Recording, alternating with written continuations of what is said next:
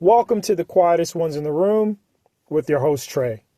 I gotta say it, just the mere fact that you have clicked onto this video and you are listening to the sound of my voice, you by far are the most intelligent people on the face of the planet.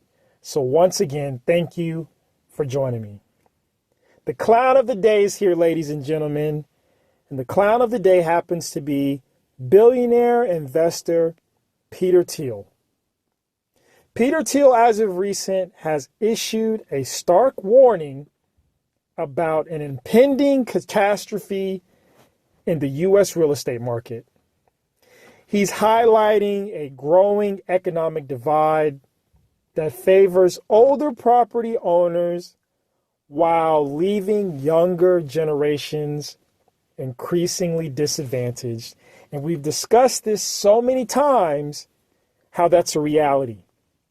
So many people cannot afford a home because the last numbers have shown that you need to make at least $140,000 to afford the average home price of $400,000 in the U.S. And so while many people are struggling to afford not just their vehicles and their homes and their food, they're also struggling to receive any type of sensible solutions from billionaires like a Peter Thiel. We need to break this down because it is so annoying to me. But I understand and I get it. See, many of these wealthy people are so detached from reality, they don't know what you're going through and what it's going to take to pull you up out of your situation. Look, owning a home in this country is something that some want and some don't. But there's always a discussion about home ownership and how the housing market is going to crash. So here's Thiel's warning. The real estate catastrophe. So there was an interview that took place where Peter Thiel mentioned a 19th century economist, Henry George, to underscore the gravity of America's current real estate crisis. He emphasized that the extremely inelastic nature of real estate, particularly in areas with stringent zoning laws, has led to disproportionate increases in housing prices relative to income growth. For instance, a 10% population increase in a city might cause housing prices to surge by 50% while wages fail to keep pace.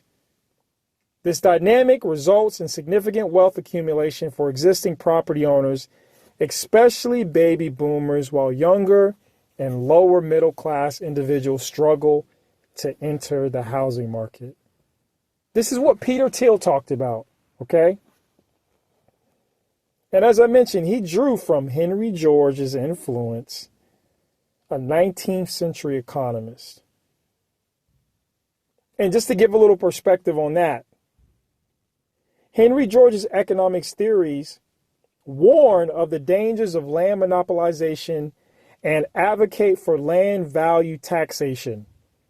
George argued that when land becomes a scarce and speculative commodity, it leads to social inequality and economic inefficiency. See, Peter Thiel sees a parallel in today's housing market where there's restrictive zoning and limited housing supply, which have created this disparity. Now, I do want to give some credence to what Peter Thiel is talking about regarding zoning. I'm amazed when I look at land and how restrictive it is for you to build a livable structure that you desire.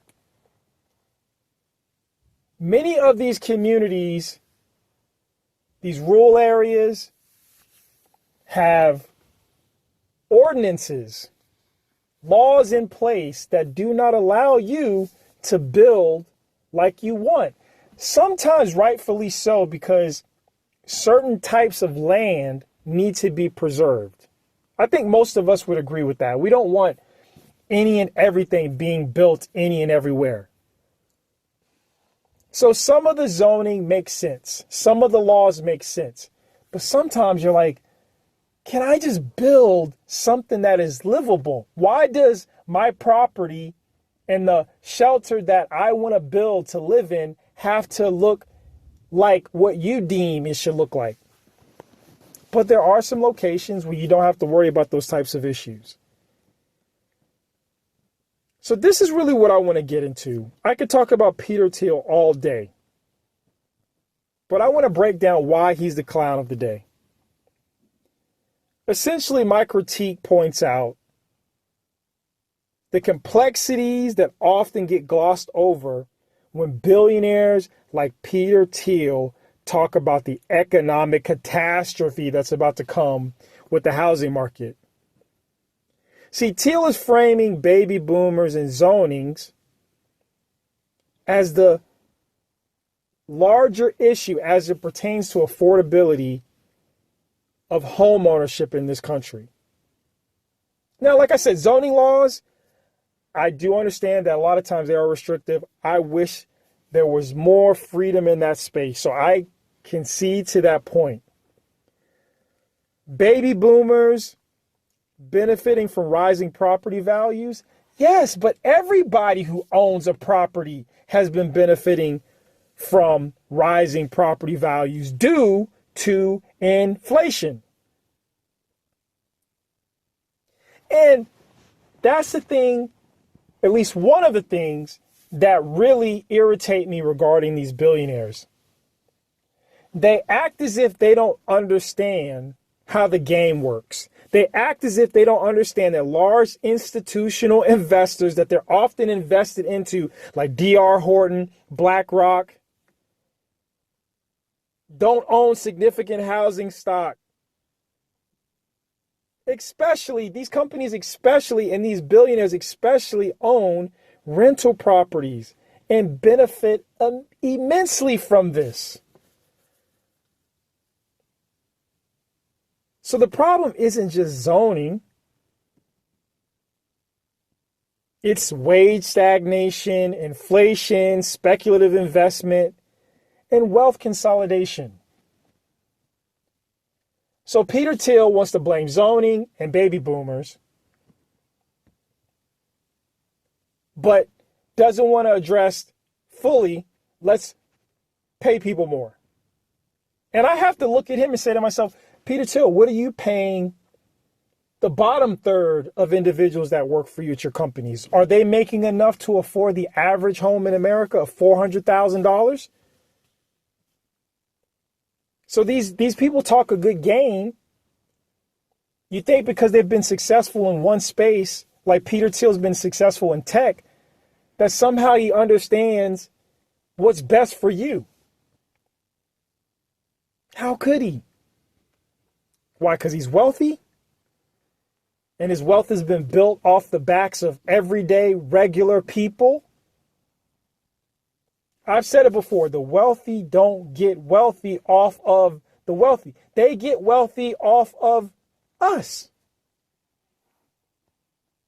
They make their money and their wealth off of us. During the pandemic, $8 trillion was pumped into the economy. People got stimulus checks, business loans, companies got loans. Money was flowing everywhere. And guess where that money is now? In the hands of the wealthy. And due to quantitative easing and inflation, when those billionaires got the money and they started buying blocks of homes and neighborhoods and building extravagant apartments, guess whose prices to live in this country went up? Yours. And again, not just the baby boomers benefited from housing prices rising. Anyone who owned a home. We certainly don't need to blame baby boomers. Baby boomers are blamed for some other things, but the idea of them being responsible for the inequality, no, no, no, no. The billionaires, the wealthy do not get a pass on this one. And I feel like Peter Thiel is trying to create a smokescreen here. The real cause is inflation, wages, and wealth extraction. If housing prices are rising faster than wages, and if inflation erodes buying power, no amount of new construction will make homes affordable to the average worker unless wages rise or prices stabilize.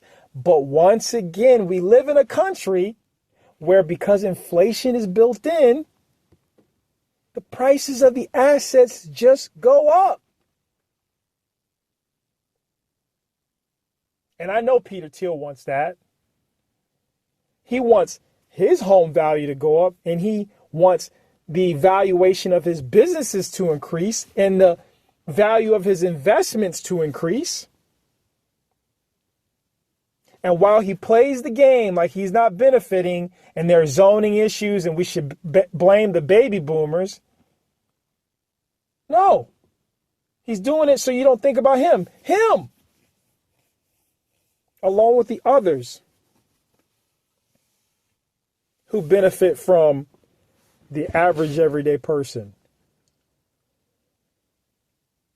And so Peter Thiel, with his vast resources, is he lobbying for higher wages?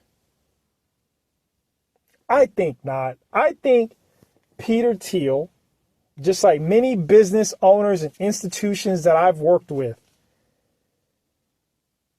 love benefiting from lower labor costs and high asset values. So what kind of game is he playing? Sounds hypocritical to me. And the question has to be asked, why is he playing this game right now?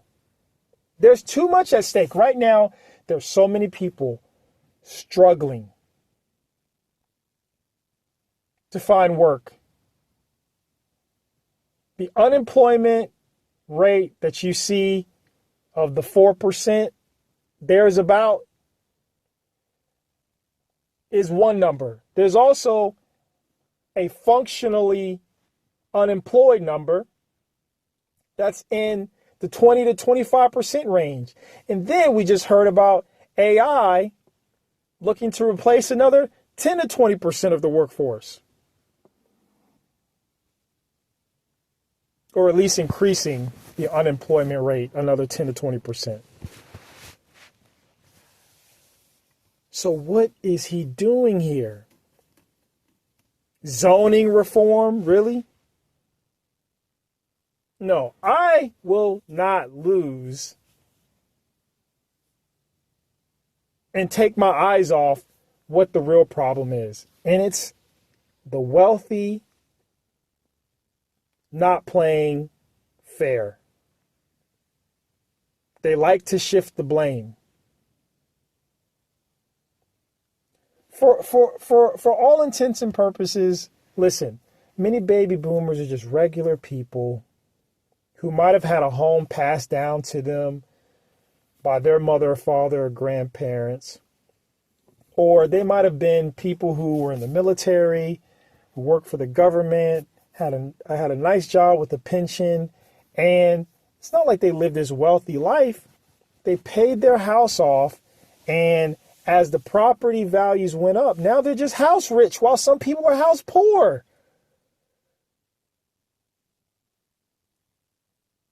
But the values went up because of the amount of wealth in this country and people just buying property up and hitting that ask, pushing that bid higher and higher. So by the time you go to buy your home, that home that would have been $100,000 is now $300,000. That home that would have been $400,000 is now $1 million, and so on and so on. And it's not going to stop. And there is no crash coming. There's too much wealth here. The only thing that is likely to happen from what I see is that there will just be more and more people who can't afford and will just have to rent, even if they want to buy a home. And listen, that's another problem with Peter Thiel's argument. Not everybody wants to own a home. Some people love renting.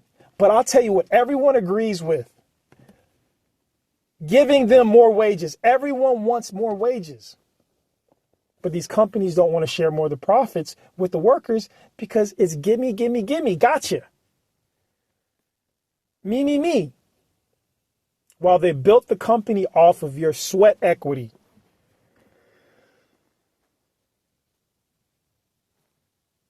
So that's what I got. It's a game. It's a game.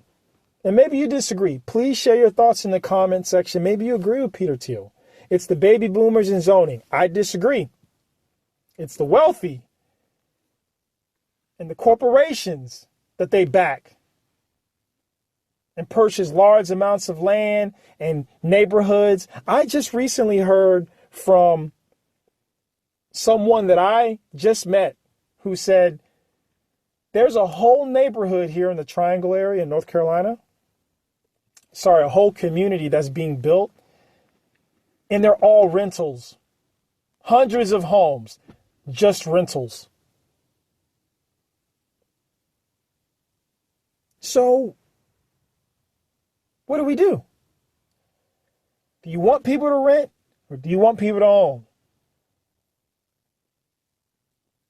So anyway, please share your thoughts in the comment section.